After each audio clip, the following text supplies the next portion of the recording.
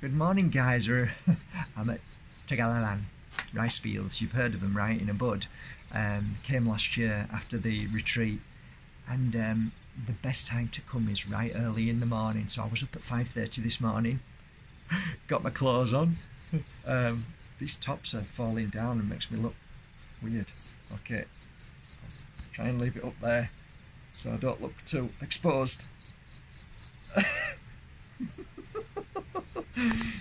That's better. Okay, so yeah, I got up this morning excited. I came up here and you know what? It was dark and then the rain fell and I could feel Mother Nature breathe here. And it like came back alive again. It was just divine. And then the sun came up and I did some meditation, and a lot of you out there, you know who you are. I've been sending healing to you all. You know I love you very much. I do see your messages, by the way, just so you know, and I do sit as often as I can in meditation and send my absent healing towards you and ask Spirit to help you along your journey, strengthen your journey as far as your path allows, of course, because the divine path is nobody's business really. We just got to keep going and do our best, and you know, really honour the sacred path that we are all on, our journey, which is so individual. So you know, when you get upset and when you say why me, I don't have an answer. I just say it's the journey that you're on, and one which we all choose before we come here. And again, when I say that, it's always a challenge for me to say it, because why would anybody want to go through that pain and suffering that some of you do? Somebody asked me once when they had a car accident and they ended up in a wheelchair, and they weren't in the wheelchair for, you know, I think probably about 18 months. And I remember Tony when he came to see me after about 19 months, and he sat in front of me and he'd gone through 18 months of not being able to walk properly and really challenging himself, pushing himself to be able to walk again. And he did. When I saw him prior to that, after the accident, just after the accident, you know, it was challenging for me to explain to him why he went through that.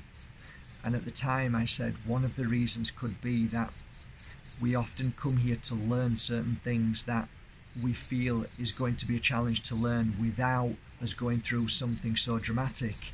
And he just couldn't understand that. And I said, well, take for instance, if I want to learn how to accept people's help and I'm not used to it and I don't want it and I don't need it because of whatever issue, then something's going to happen to me, possibly, that I would say, well, I have to go through this to experience that, to be able to strengthen and heal and conquer that challenge.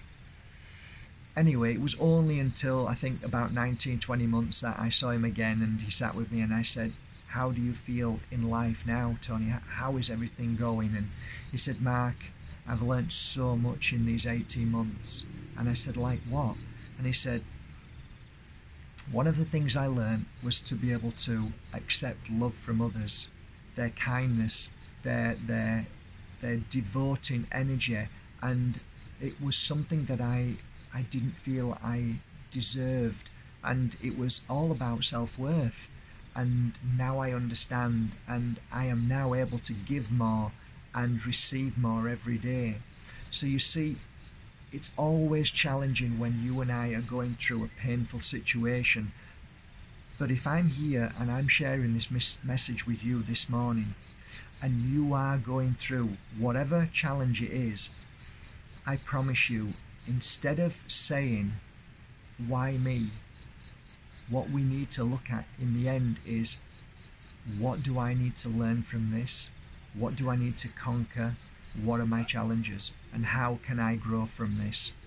And I think that's really the message today. I don't want to make it long, but I just want to say to you, every one of you that has touched my heart with your messages, and every single soul that I meet who are going through a challenging moment today, know that in the end, you will conquer. those challenges, and you will become stronger. Okay? So with all my heart, I love you deeply, and I care for you. I really do. And I know that you are a most beautiful, light, powerful, here to learn and grow. So from my heart to yours, have a great day, guys. I really mean that. I want to lighten it up a little bit now and tell you that Mother Nature here is healing me. My feet are on the ground. I'll show you my feet. Look, can you see them?